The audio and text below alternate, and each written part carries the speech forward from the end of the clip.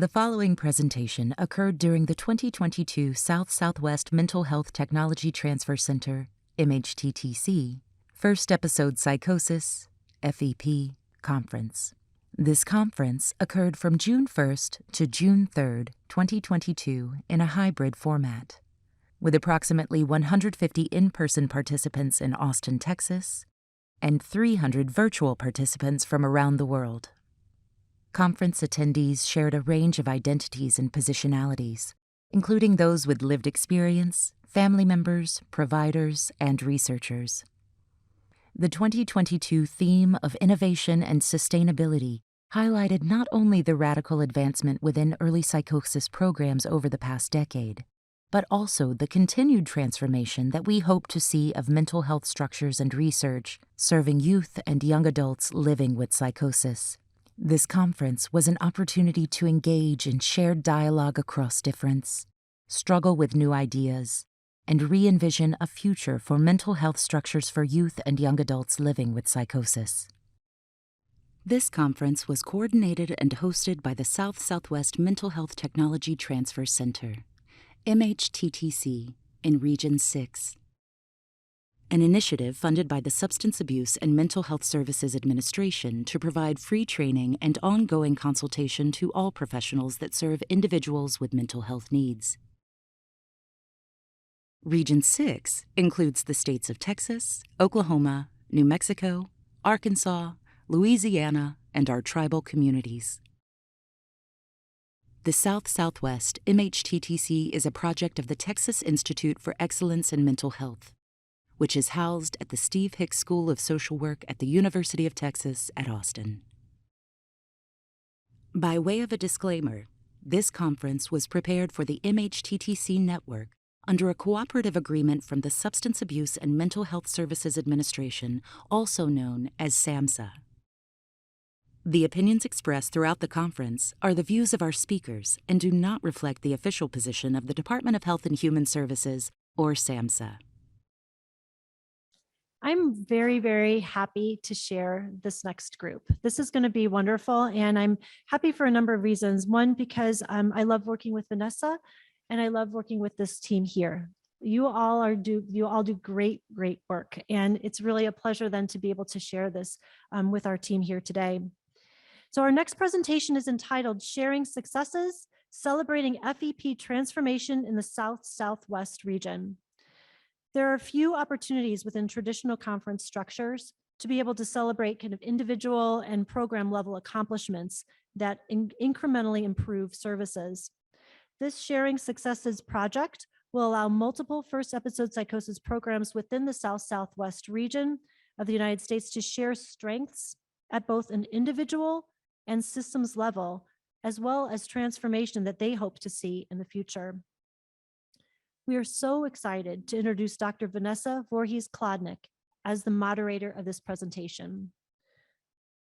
Vanessa is nationally recognized for adapting and blending evidence-based practices for adolescents and young adults, including IPS-supported employment, peer support, and assertive community treatment.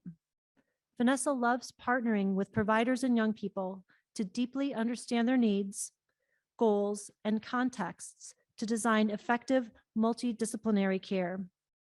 At 21, Vanessa moved on a whim to Houston and worked as a child welfare investigator in Harris County. She eventually found her way to social work, UT Austin, community mental health, the University of Chicago, and implementation science. Vanessa is the Director of Research and Innovation for Youth and Young Adult Services at Thresholds. It's the largest community mental health provider in Illinois, and she's a faculty affiliate at the University of Texas Institute for Excellence in Mental Health at UT Austin. A huge welcome to Vanessa and all of our presenters from the South-Southwest region. All right, I'm going to turn it over to you.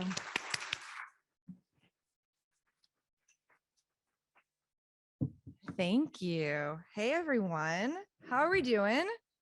End of the day, doing good? Excellent. Well, I'm excited about this. We're all a little nervous, right? We're up in front of everyone. We're going to be vulnerable, but we're going to be brave. And this is going to be energizing. So I want everyone to stretch, Thank you. Let's take some deep breaths. All right, good. So when we end today, we are going to focus on success and celebration. So yes, success and celebration. But I want you to engage, and y'all too, in a brief self-reflective moment. Take a moment. I want you to think about this past week, what you've done, what you did, who you saw, things you enjoyed or maybe didn't that much, meetings you attended, communication you had, anything that you had happen with young people or your teammates or in your life. Think about this last week, right? And I want you to ask yourself, what was something that was successful that happened in this past week that you were a part of? Just mentally note it, think about it. What did it look like? What does it feel like to think about that successful moment? Feel it right now and hold it for a bit. Some of us are really better at this than others, and don't judge yourself right now if you can't grab onto a success. Just think about something that was personally successful in work, life, and hold on to it for a moment. You guys holding on to it? Okay, good. All right, this past year, actually the last few years, have been particularly challenging in our field of youth and young adult mental health. It's been so hard to be innovative and to think out of the box and try new strategies to support young people and families. It's been difficult to stop and reflect and think about successes when you're focused on getting your notes done, documentation, addressing crises, constantly training new staff, and building relationships with new teammates. I've never seen turnover like this in the mental health workforce in 20 years. And it can be extra hard to celebrate success when we are all regular witnesses to the real injustices in our society: oppression, racism, ableism, trauma, violence, and loss. It is hard to celebrate when we have so much more work to do. So come back to that thought, that successful moment in this last week. I want you to hold it for a minute, okay? Celebrate it. Celebrate you, y'all. Celebrate you, okay? You are an incredible partner and a powerful facilitator of change for good. In this work, everything you do, you're vulnerable.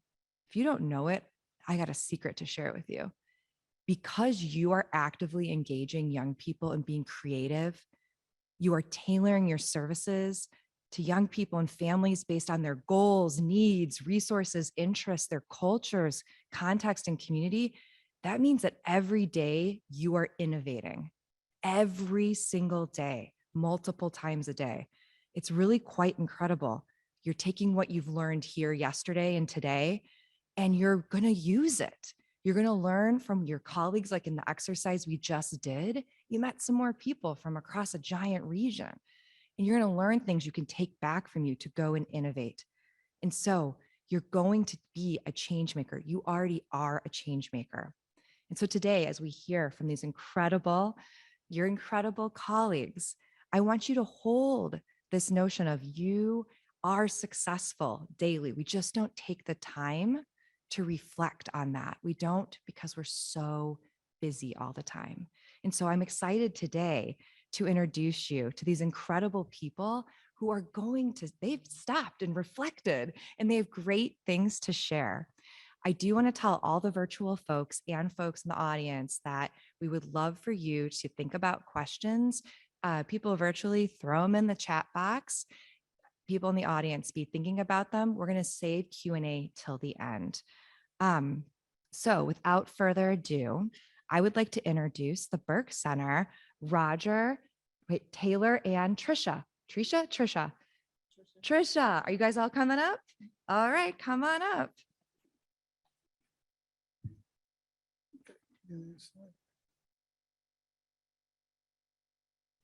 I'm Roger Riley. I'm the clinical coordinator at Burke for the STEP FEP program. And this is Trisha Jolly. I'm a recovery coach for the STEP program. Extraordinaire.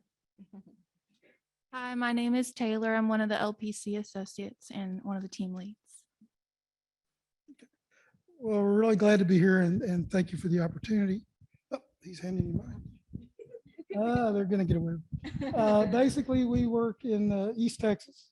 We work in a 12-county area that runs from about the Louisiana border almost to Bryan. We butt up against the other elementary there. This is our team currently, and I'm very proud of our teams. They have done well. I've been so blessed, guys. When I walked in and all the time I've been there, my staff's been great, and they just get better every day. That's all there is to it. So we'll go on to our success. Okay. Our success that we brought out was our implementation of a second team. HHSC has allowed us to fund, they funded a second team. So where we were serving between 20 and 30 clients, now we can serve between 40 and 60 clients. And there's definitely a need, and we serve a very rural area. So basically it's already making a major impact, and we really appreciate the opportunity. So we basically double the amount of clients that we could see in our area. We're always trying to increase services. We actually are going to try to implement a mobile clinic so that we can really get to some of our rural areas and that kind of thing. That's a thing that I've never done before, so I'm trying very hard to do that, and it's not as easy as I thought. And then we want to sustain funding for the services and the resources. I put the graduation photo down here because in our program right now, we've got 3 high school graduates graduating this week. We've got a couple of undergrads that are within 1 semester, 2 that are within 1 semester. We have 1 graduate from high school who landed a scholarship to a trade school in Houston. We've got some of our graduates going on to undergrad, some of them going into the workforce. During COVID, we didn't have any graduations in STEP. And as we started to come out of STEP, we have graduation ceremonies, and that was powerful. And we've had 3, I think, so far, and we got another one on the way. So thanks for the opportunity. We appreciate everybody's support, and we see that as one of our successes. Thank you.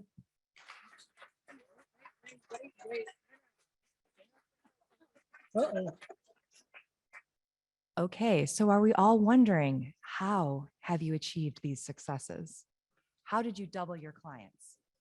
Basically through outreach. We went out and we made sure that they knew everything. Everybody knew that we were doubling our size and we had more openings. Where we go to service of care meetings, we go to CRCG meetings, we go to every kind of health fair there is that really deals with our age group. Sometimes they want us to go to things that they're not within our age group. And that was not pretty when I said no. We talked to law enforcement agencies. Am I missing something? Universities, junior colleges. Yeah, outreach presentations.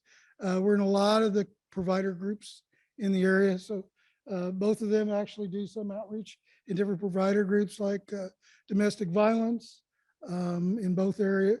We got 2 major cities, well, I call them major cities, Nacogdoches and Lufkin. And then we serve in different things in all the different counties. So did I answer your question? You did a good job. I don't know. I don't know where she was. Do you guys want to say anything else? All right. All right, thank you. All right, so up next, we have Emily and Delinda from Compass.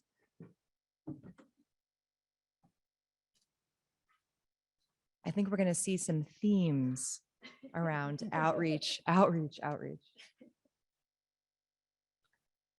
This is Delinda Reese. She's our family partner. And this is Emily Sanchez. She's one of our case managers. But today we wanted to come together and celebrate our team's ability to create connections. At the office, we connect by celebrating birthdays and holidays and even successes, not just with our team, but with our entire center. The connections with our community libraries, our doctors, our dentists, schools, employers, even the DMV and rec centers. just to name a few of them, benefit our prosumers, but also bring us closer to our community as well. And of course, the connection that we have with our prosumers are, and their support systems are the most valued. It's great to be trusted enough to get calls during times of crisis, but also times of celebration.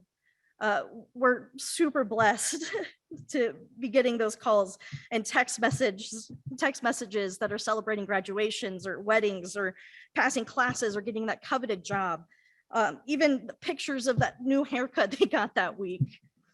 But it's really nice to get those things from our people and enjoy their lives as much as they're enjoying theirs. You want to go to our next slide, please? Emily kind of answered the first question, but Oh, yeah. that's okay. Given the challenges of the past 2 years, we have found the ability to connect is something that we celebrate, making it more important as ever, especially after the last 2 years with COVID. It's been a challenge. Connecting with our consumers connecting with our community and our prosumers to give additional meaning and richness to our work.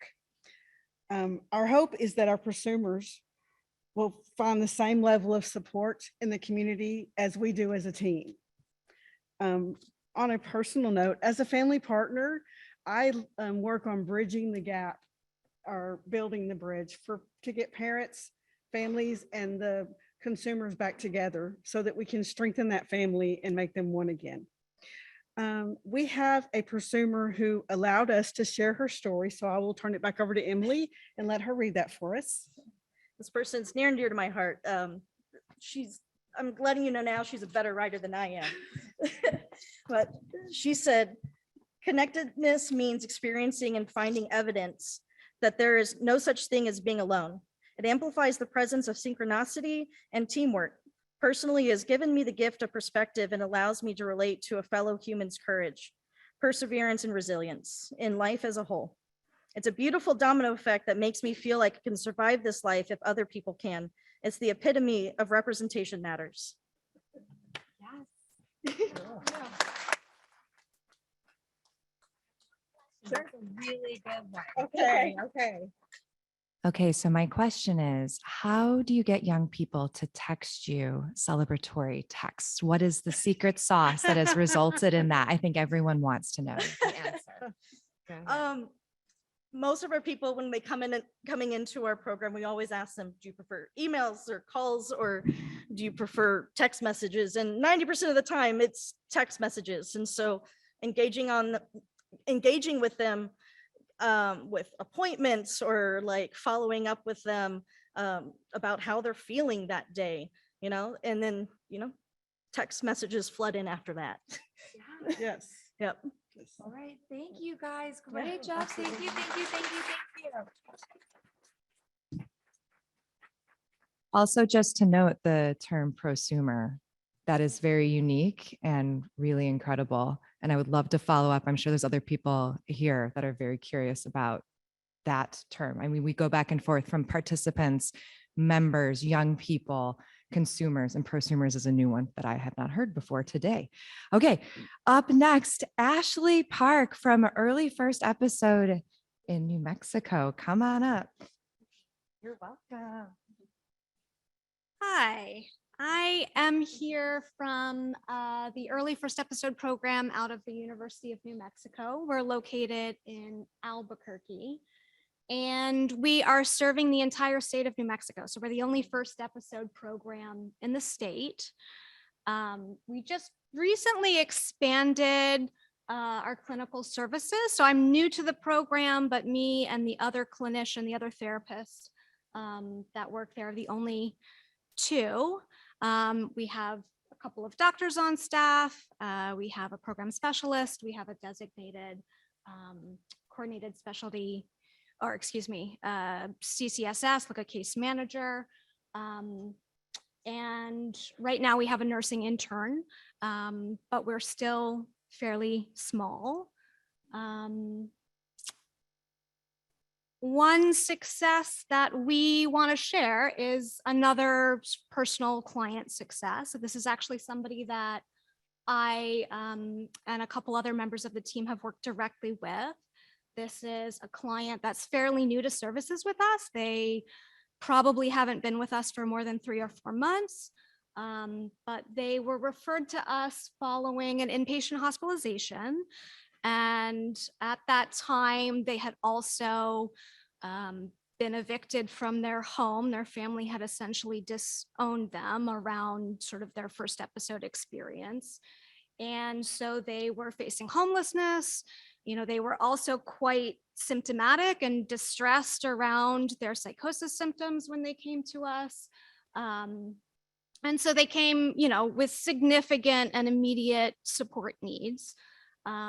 We were able to partner with an extended family member in this person's life to help support them both in accessing short-term stable housing, applying for a traditional housing program that will then help them access subsidized housing and build some life skills around independent living, as well as get a new job. They were working like a minimum wage, you know, service job at a local gas station. It just wasn't enough to pay their bills or for them to be able to live independently. So they were able to do quite a lot in a very short amount of time with kind of the comprehensive supports that we could offer at our team. And it's been really moving just to see the dramatic impact that, you know, early and appropriate supports can have in people's lives.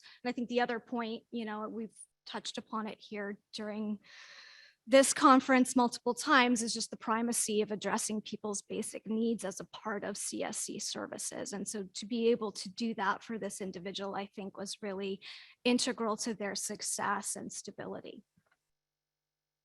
Great job. Woo, woo, woo. I know you did. Is there any advice you would give people? Can you be more No, specific? no, it's okay. Any advice I would give people? Yeah, so any advice that you would give around the basic needs, like how do you really do that? Is there a strategy? Are people coming to you and being like, this is what I need? Or are you recognizing what they need? And you're like, actually, we can't treat any of this because there's these other more immediate pressing needs. So how do you do that? Yeah, I mean, I think we always have to be assessing on our own apart from what people are necessarily bringing to us. I mean, this was a client who was like basically couch surfing. And in their mind, this was their responsibility to figure out, I mean, not really understanding the context of services.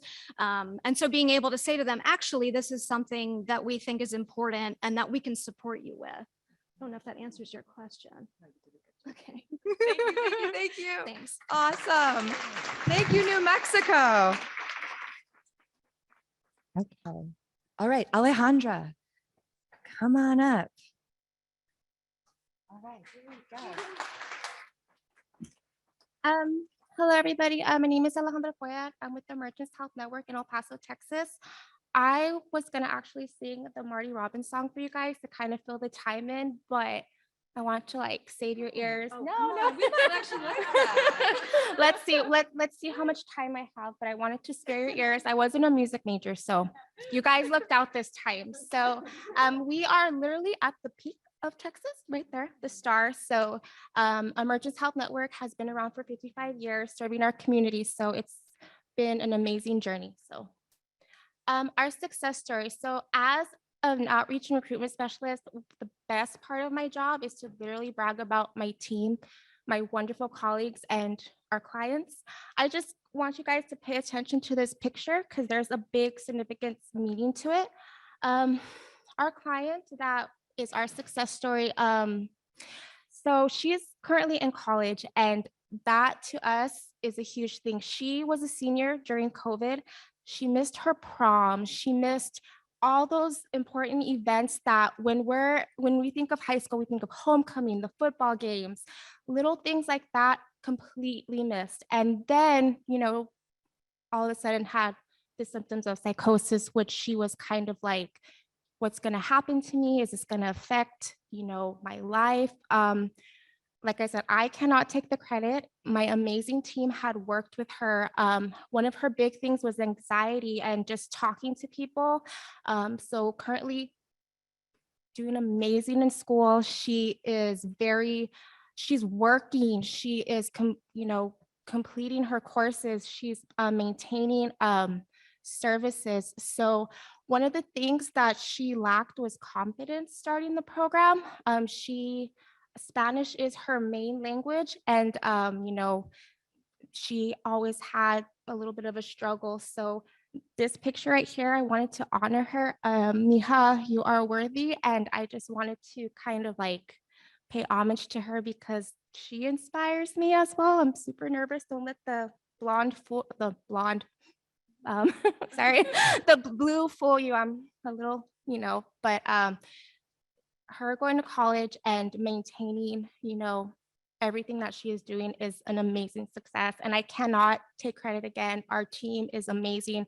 They constantly work with her, encourage her, our peer specialist, our therapist, our team lead, our Cease. They never gave up on her, and she is just doing amazing. So I just wanted to dedicate this for her, and the picture is the significance. Sorry. You did great. I have one small question, how your team collaborated together to help her. Oh, yeah. So, our team is amazing as we always communicate. Through COVID, I think we actually became stronger through Teams. So just the constant like, hey, this person is doing this, this, and this. So it's just a constant communication through Microsoft Teams. So. Oh, did you hear that? Technology, Microsoft Teams. There you go. Thank you. That was awesome. Come on up. All right, we have Anna from Harris County. But this thing about technology being something that's really can be very helpful, but also very tricky. Come on up. Thank you, Vanessa. Hi, everyone. I am Anna Marshall. That's true. I am here from the Harris Center's Early Onset Program. How do I go to the next slide? You go to the next slide? You got it. What am I doing? Nope, right over there. Next slide. Next Next slide. There you go. All right. So if you don't know where Houston is, this is probably not going to help you a whole lot. But if you do know where Houston is and you know how big Houston is, the blue outline represents Harris County, and that's our service area. I can assure you it seems much larger when you drive from one end to the next. And this is our team. This is some of our team. We have a larger team now. We've included a whole other team since this photo was taken at the beginning of the pandemic, when it was still fun to, sleep in a little bit and work from home. All right, we can go to the next slide. I feel really privileged to be here today to be the person who shares Nathan's success story. Nathan is a pseudonym that he chose for me to use. I was able to meet with him, and I used all of his quotation marks because I can't say it better than him. He articulated his own success story so well. So it's all in quotes, direct quotes from Nathan. So I sat down with him and I asked him, what has your success been? And he said, I reached my career goals and now I'm able to manage everyday life on my own. So Nathan started experiencing symptoms of bipolar disorder in his last year in college. He went ahead and he graduated. He took a celebratory trip to a foreign country. While in a foreign country, he started experiencing symptoms of psychosis. Like a lot of the peers have talked about their pretty traumatic experiences while entering mental health services, Nathan is no different. He was arrested in a foreign country, had a gun pointed at him and such. So through a lot of, over a lot of time and a lot of hard work from him, he's been at his job for 3 years. It's a full-time job, in his field of choice, using his degree from college. So then I asked him, well, why is this success important? Understandably so. He looked at me with kind of seemed taken aback, and he said, it's my life. And then he paused and he said, having bipolar disorder and psychosis shouldn't mean that your life is over. And I mean, it doesn't, but without the right support, it can be the end. Yeah, I heard that. And that's how I felt too. Like it felt like I was punched in the stomach when I heard that. So I asked him to elaborate. And he said, well, literally, I mean suicide. I've attempted suicide, but also I mean not being able to live a meaningful and enjoyable life due to a lack of support and stability. Right. With the presentation this morning on suicide prevention and all of that stuff, this is very real. We know that people who experience psychosis are at an elevated risk of suicide. It's important. That's why his success is important. He's able to live that meaningful life with stability and manage things on his own. Right? He's currently engaged in that typical outpatient model of care. So it's pretty infrequent services. He still sees a doctor and gets medication, but it's not much outside of that. He is doing it on his own. And so I asked him, what is some change that you'd like to see? What would you like to see going forward as far as this type of healthcare? And again, in line with themes of this conference, he said, I want everyone to have access to this level of care everywhere. Right? I've engaged in a lot of conversation over the past couple of days about access to care. Just earlier today in the engagement portion of the conference, we were talking about how some teams in different places, they have some team members have 5 different hats that they're wearing at a time, or they're covering massive amounts of service area with maybe just one team of a few people. Right? That's not really this access of care everywhere. And then funding, of course. Funding is a thing, and then I think we can all agree that we would like people to have access to this level of care everywhere. So again, I asked Nathan, what is an image? Is there an image that you can think of that would represent your success, what you've experienced? And he picked this painting by Caspar David Friedrich, Wanderer Above the Sea of Fog, and he provided this explanation. He said, there's still so much to learn, but I feel like I've come out of the fog and I can see things a bit more clear now. I still want to explore and I can. I'm not done. Right? After talking about how possibly without, this level of care, these CSC services, the First Episode program, it might have been the end for him. I just looked at April and now I feel like I'm gonna cry. So that's our success. I think we can all, hope and want and advocate for the funding to have this level of access or this level of care accessible everywhere. You did a great job. Thank you so much. I'm gonna ask you a question. Do you want a question? What do you think your team did specifically? What she said, what do I think my team did specifically? It's not about what I think.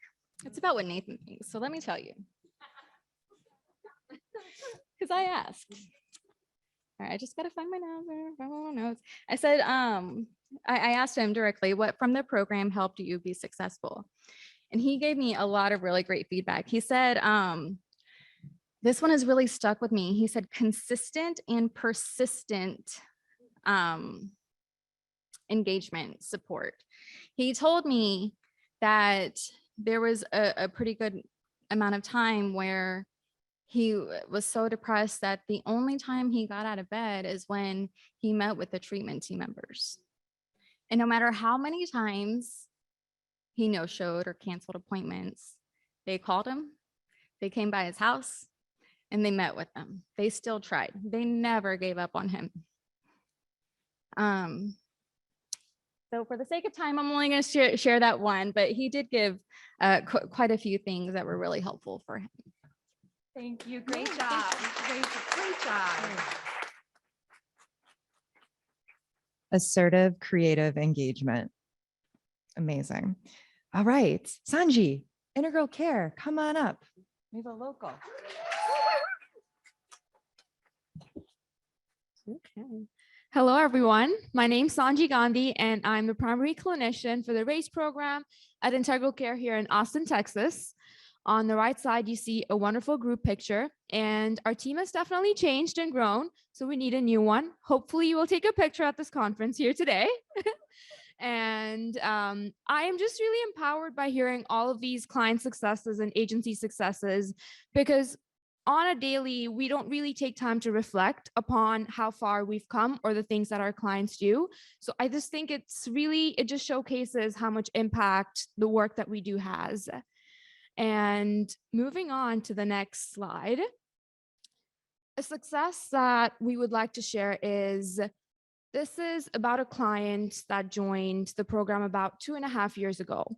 And this client was experiencing symptoms of catatonia, was not engaging with the team as much, and was very withdrawn, and kind of had a lot of limiting beliefs. And after about 6 months of continued engagement, they ended up joining a culinary program and graduated from it. And so once they graduated from the culinary program, they ended up getting a part-time job. And one of their goals was to work full-time. They were really nervous about what it would look like to be working full-time, the stressors that they might face, and just advocating at their workplace and speaking up about working full-time. And a couple of months ago, actually this year, they were able to advocate for themselves and are now working a full-time job consistently for the last 3 months. And I think this has just showcased a lot of resilience in dealing with all of the stressful experiences and shown that they're much more than just their diagnosis. And I think that matters, because a lot of times the clients that we see are constantly, the main thing that we talk about is diagnosis. They come in for their medication. They're like, okay, how did you sleep today? How was the medication working? And I think sometimes clients tend to limit themselves and have this label put upon them. And I think it's important because it empowers individuals that they're more than their diagnosis, and they're still a whole human being who's just having some of these experiences. And so I think that experiences like this empowers individuals in their own unique journey and people around them as well. Our team hopes to see continued community engagement for education on FEP and the work that we do.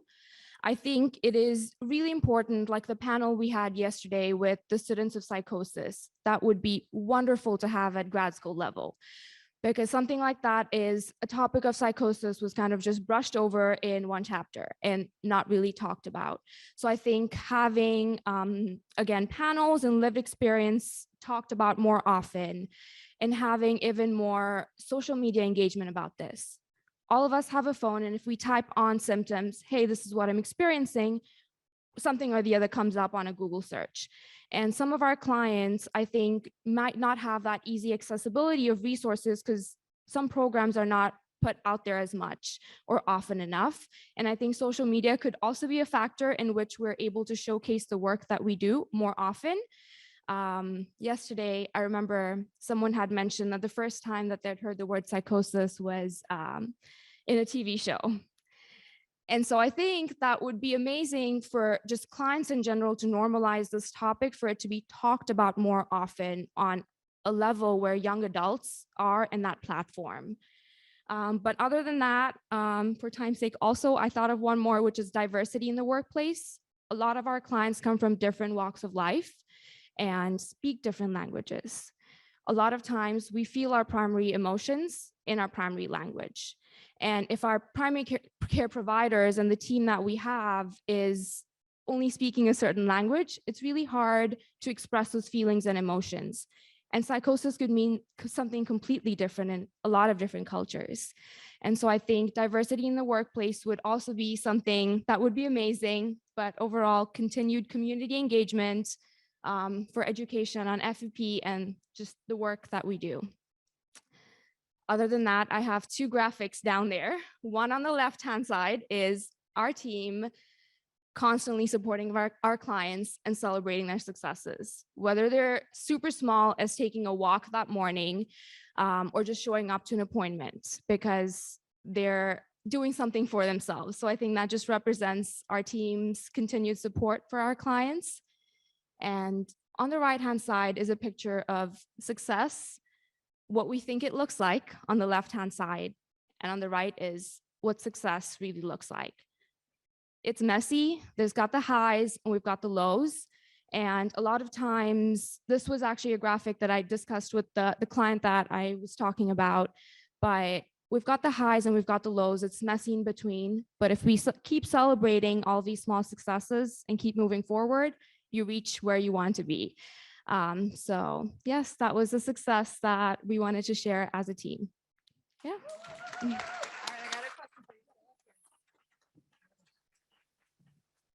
Okay, so in order to qualify for CSC, you've got to be screened, assessed, and diagnosed. And you made a point that young people are more than their diagnosis. How does your team intentionally help young people with that idea? Good. That is a great question. Give me a moment.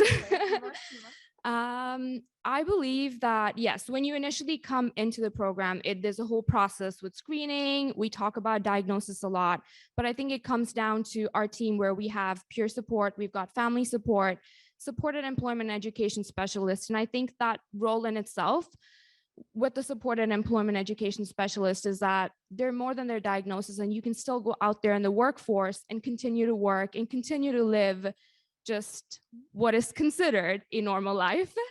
But I think it's the team in general is just empowering. And I think all of the roles and how we work collaboratively is how we're able to empower clients. I hope I answered that question to the best of my ability. Good job. Thank you. Great job. Really great job. Okay, Victoria from tropical Texas. Come on up. Woo, woo. My name is Victoria Castaneda. I am from Harlingen, Texas at Tropical Behavioral Health Center. Harlingen is about 30 minutes, 45 minutes from the border between Mexico and the United States. And Tropical actually has 4 locations that covers the whole Rio Grande Valley. I am from the Harlingen Clinic, but we also have a Brownsville, Westlaco, and a McAllen Clinic, Edinburgh Clinic. We have 2 FEP programs. The Edinburgh Clinic has the FEP program for Hidalgo County, and I will be talking about the FEP program in Cameron County. So one success I would like to share is that it has been a difficult 2 years because we have had a very small team. It has been myself and my supervisor and our doctor for the last 2 years. And so it's been difficult to help this client identify resources in the community, as well as help him reach his goals of becoming employed. And so this client, when he first started, came from the hospital, and he was in and out of homelessness and struggled with the relationship with his family. And it took a lot of anger management skills, meditation skills. And then out of the blue, a couple months ago, he called me and said, "Hey, can you take me to this job I want to apply for?" And I said, yes. So I dropped everything I was doing and I went to go pick him up, and we took him to apply. But it had been difficult. We struggled with loss of motivation because it was difficult for him to apply for getting a replacement Social Security card. And so it took several months for the application to go through, for the social to come in.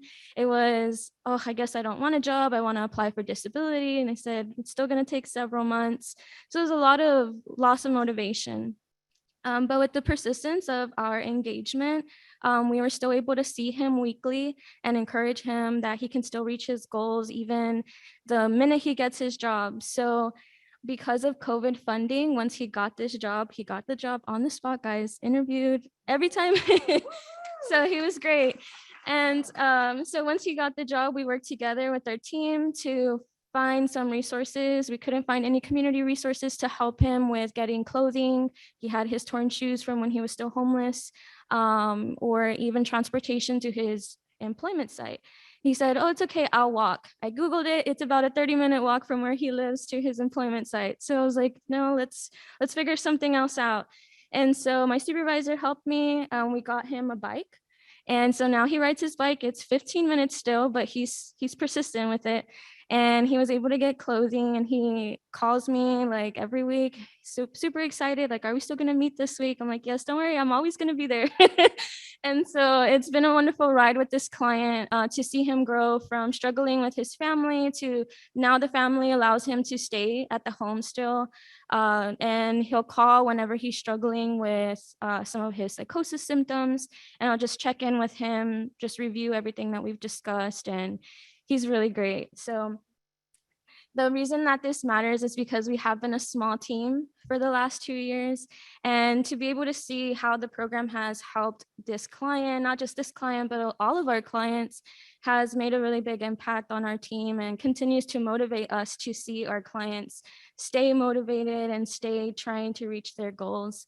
Some of the things that our team wants to continue to work on is being creative in the way we engage our clients and finding resources in the community that maybe we don't know about yet to assist our rural area clients and our low-income clients. So I just want to thank you.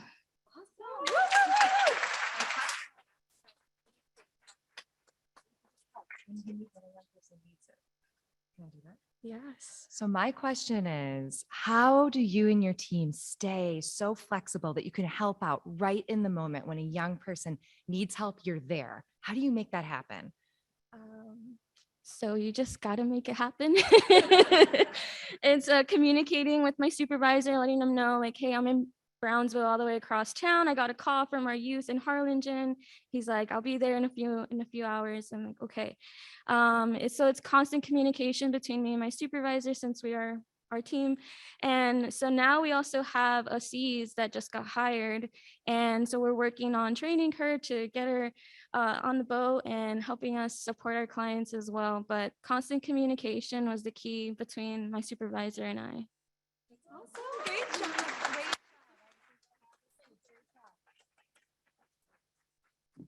All right, I would love everyone to get a huge round of applause for this incredibly brave, incredible group of people. So let's see if we have any questions from the chat or the Q&A online. Hi, we do have a question.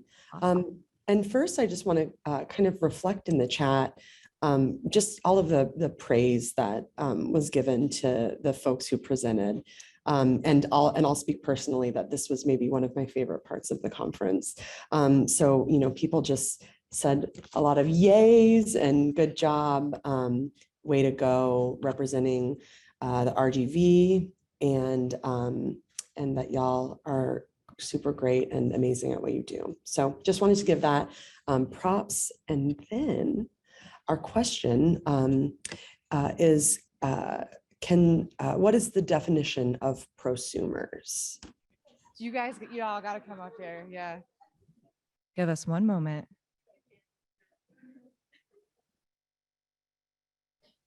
So great. I knew it was awesome. So basically, prosumer was a word that was championed by one of our past peers and our current peer supports. It's basically the concept that they're more than consumers. They are proactively in charge of their treatment and give back more than they take. And we actually have a peer support based organization that is called Prosumers that does advocating and education, and they do one. Oh, and they just like kind of promote like active recovery and their mental health treatment. So awesome. Thank you. Great. Awesome. Any other questions from the online group?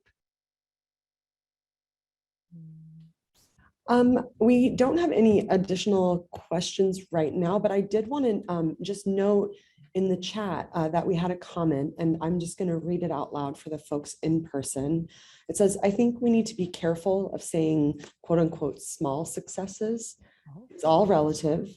I've been exploring new ways of normalizing this for peers and explaining that each day and each person is different. Brushing teeth sounds like a small win for one person, but can be a huge win for someone else. it feels similar to the negative stigma of high versus low functioning. So I guess in terms of a question, I'm just curious what any of the presenters think about that and how they've implemented that approach into their work. So small successes and recognizing that success is defined in many different ways by many different stakeholders, young people, families, y'all, the different people on your teams. Who would like to come up? Some brave souls. Awesome. All right, Delinda, come on up.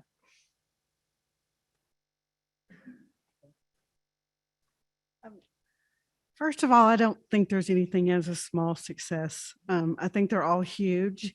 And on our team and in our work, we celebrate every little thing that our prosumers do. It doesn't matter what it is. If you get out of bed, we're going to have a party. If you get out of bed and go to the store, we're going to have a party. We don't brush your teeth. We like to celebrate everything, because we feel like that every little thing is huge. And so not only do it with our prosumers, but we do it with each other. If we know somebody struggled one day and the next day they've accomplished something, we're excited for them. So that's how we handle it in our program. Awesome. Awesome. Thank you. Others? Come on up. The other day, I like to do home-based initial evals. If I can do it, I'd much rather do that. I prefer to do them face-to-face in a home environment or a community environment, then maybe telehealth if I have to, and then telephone if that's the only way I could do it. So I went out to a small community in East Texas, and basically the daughter had acute paranoia. She was actively psychotic. So I basically, first of all, I was told by the parents that she was hiding in a closet in a room and didn't want to see me. When I came in the front door after talking to the parents, she was sitting in the living room. And I engaged her for about an hour. I did an eval, told her all about STEP, tried to give hope and still hope. She responded to me more than I expected her to. And at the end of it, she got up and went over with her mother in front of a computer screen and started typing, communicating with her mother through the computer screen. She told her mom that she was highly suicidal, and she denied that to me. She told her how she was going to do it and how acute she was, and didn't really want to do STEP. And that's okay. And they agreed to go to the hospital. She wanted to go to the hospital. And she had been paranoid about an involuntary process. I assured her that that's not what I'm here for. I can't do that. She kept looking out the window for the sheriff. That's not what I do. And I thought I'd failed. So I get in the car and I worked with the parents, made sure that she was linked to the hospital. And the next day I followed up, and the dad told me it was a major change in her life. We've never seen her. It seems maybe something's going to change. She's 22. And he said that was the first time she ever went to the hospital voluntarily. It's the first time that she ever let her mother walk with her back to the unit. I know that seems small, and they're going to work with me for aftercare, I think. But to think you totally failed, and then you follow up and the family was very appreciative and they felt like it was a turning point. So.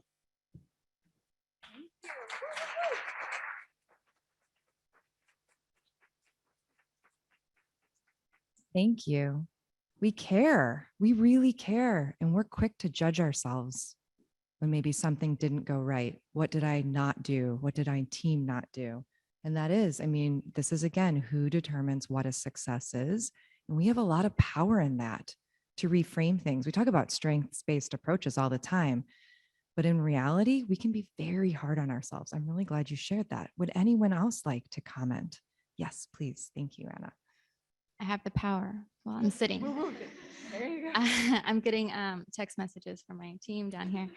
They'd like me to share our IPS or C's person, Yanira, right here. She does a really great job at informing the team. Anytime somebody gets hired for a job or graduates or maybe starts passing their classes in school, she does a really great job of informing the team and bringing those really nice updates and successes to our team so that we can celebrate as a team and with our prosumers as well. Another thing that I was thinking was while I was meeting with Nathan, one of your questions was, what did the team do? And he talked about building confidence. They helped me build confidence and momentum through the small successes. He said small successes. And so we talked about that some. What does that mean? What do you mean by small successes? And so I kind of came up with this term graduated successes, kind of along the same lines of graduated exposure, right? It's these significant, important successes that led up to the attainment of his goal, right? So these graduated successes is. That's incredible. So part of our work to really engage young people is to help them recognize these successes and to do it in a way that is exciting and fun and reflective, that they're learning who they are in the moment. They will engage with you if they are learning who they are and who they're becoming. I have to say this, it's all identity work. I'm going rogue with my own thoughts. Okay. Other thoughts that y'all have had, I want to give you, we have a couple more minutes, or we could take some questions from the audience as well. Yes, thank you.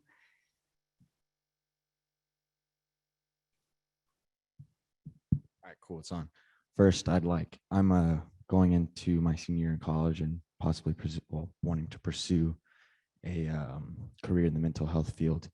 And I just wanted to take the time to thank everyone for taking these such challenging jobs with being underappreciated and underfunded. Just hearing all of the stories and positive stories and outcomes has been very inspiring to me. But I know that it's not all rainbows and butterflies. So I'd just like to hear some of y'all's opinions on how you have gone with the ups and downs that comes with a job like this and how you work with your team and keep each other moving. And thank you again. That is an excellent question. Excellent. How do you, yes, I'm like, excellent question. How do you stay resilient in your work? How does your team stay resilient? How do you stay resilient?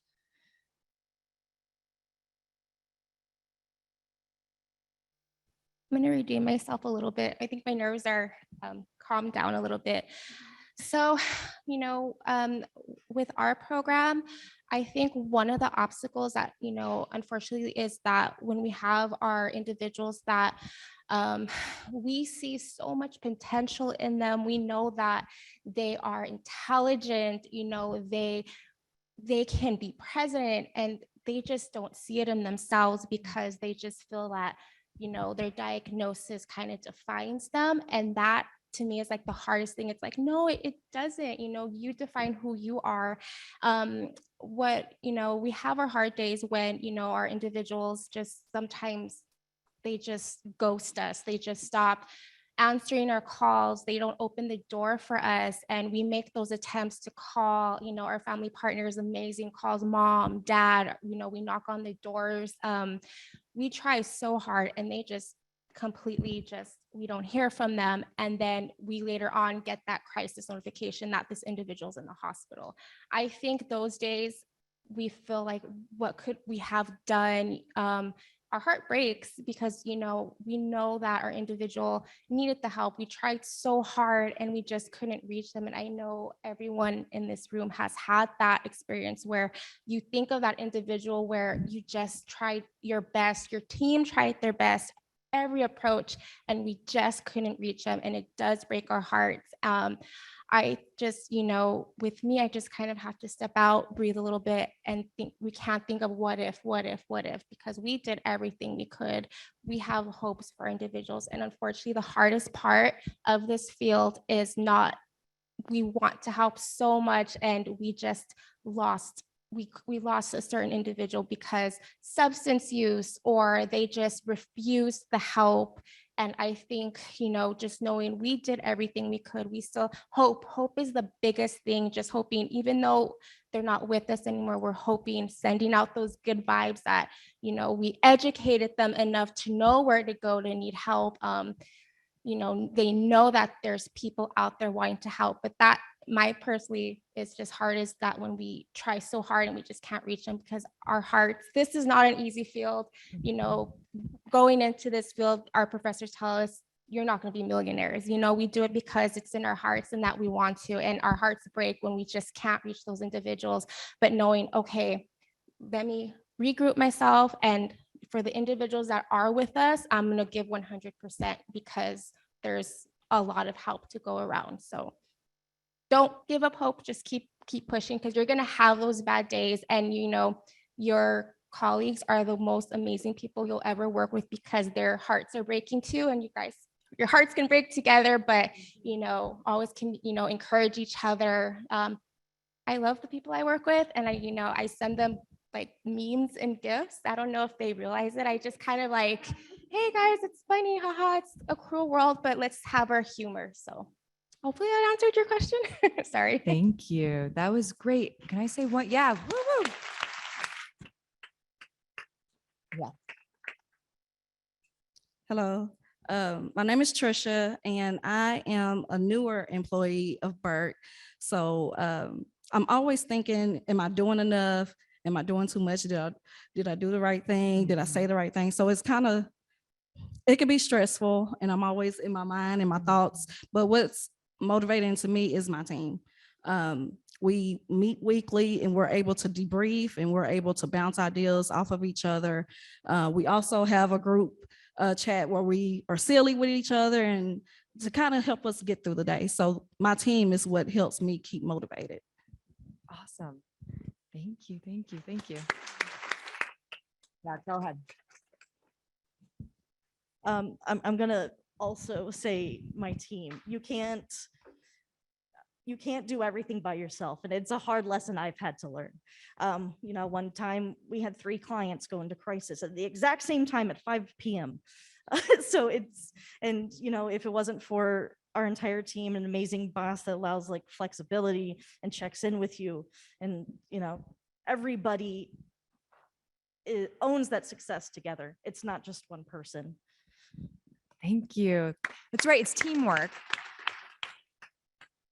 So something that I think is really important is that everyone has a wellness plan, and that you work on that plan and are aware of your own signs of when you're feeling burnt out, and that if you can be brave enough and share that with your teammates so that they can know maybe when you're not doing well, and maybe you need to be, hey, I don't need to see that particular young person or family this afternoon. Can you for me? And I think that teamwork is essential in these programs, and hearing y'all say all this is just incredible, and it just makes me really proud of multidisciplinary teamwork.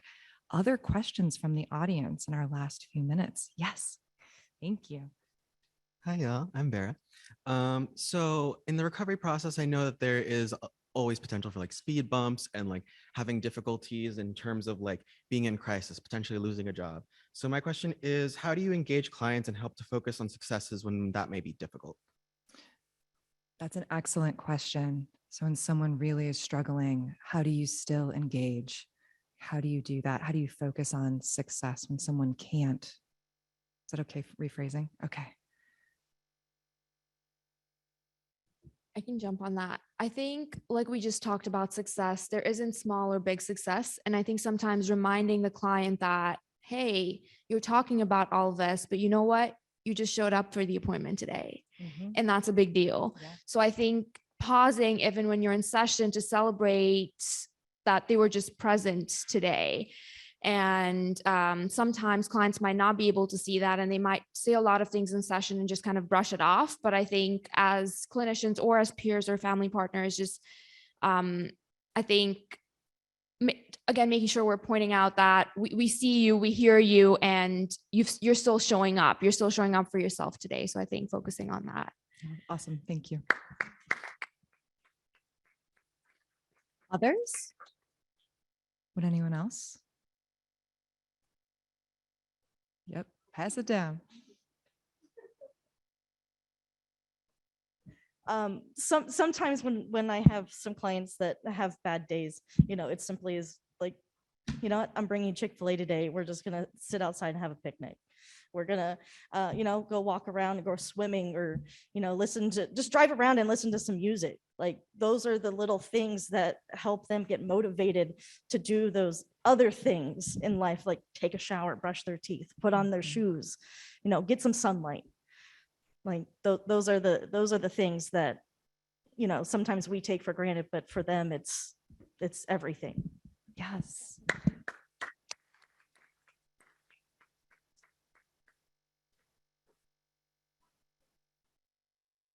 Just wanted to add on that a little bit. Sometimes when clients are presenting with just having a horrible day, I think just sitting with them and being like, yes, today was a horrible day. Because sometimes when we go in there with coping strategies and like, hey, this is something you can do, or maybe you could try out this. And they're like, no, I'm just having a bad day. And that's okay, I think, to just recognize for them sometimes that it's okay to just kind of feel your emotions, and then that be it for that session. Yes. So I think yes. just sitting with them in it. Yes. Deep validation and understanding. Yes. Not trying to fix everything. Fight the urge. And really quickly too, maybe it takes reminding prosumers that they don't have to be right now, right here, achieving this big grand thing to be worthy of being here and holding this space, right? Or telling them that for the first time, maybe, and reminding them over and over as well. Thank you. Okay, I'm going to wrap it up. Oh, we've got one more question. Thank you. So essentially, how is it that you go about explaining what psychosis is to family and to prosumers? Anyone?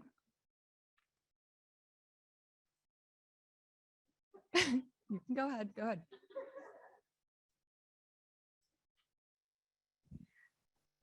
One of our people who isn't here today, unfortunately, but she has a really good way of explaining it. And it's an overfiring of the brain, and it's creating the things that you're most stressed about, your biggest anxieties, and they're manifesting into, things that only you can hear and see. And so when explaining that to families, it's making it more medical, like this is a thing that your brain does and you just can't help it. Others?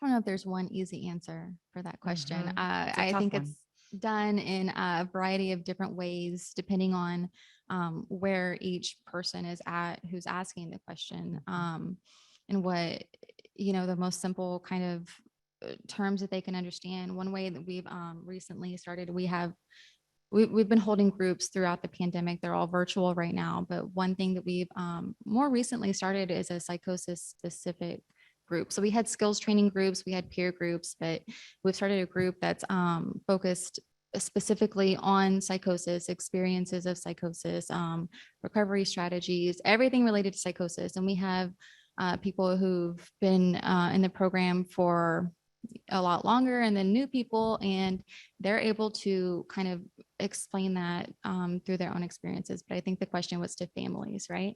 The families specifically.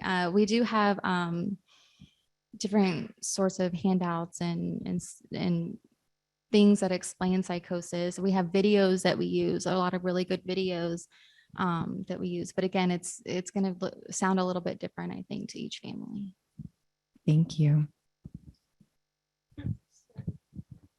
With families, I like to start with understanding what their understanding is and talking about myths of psychosis and where they've heard about psychosis from before doing the educating using the pamphlets that we have.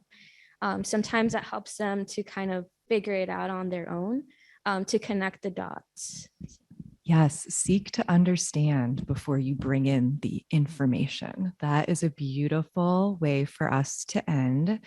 I just wanted to say that, as you guys probably observed, there's a lot of different types of successes, lots individual, team, outreach, client enrollment.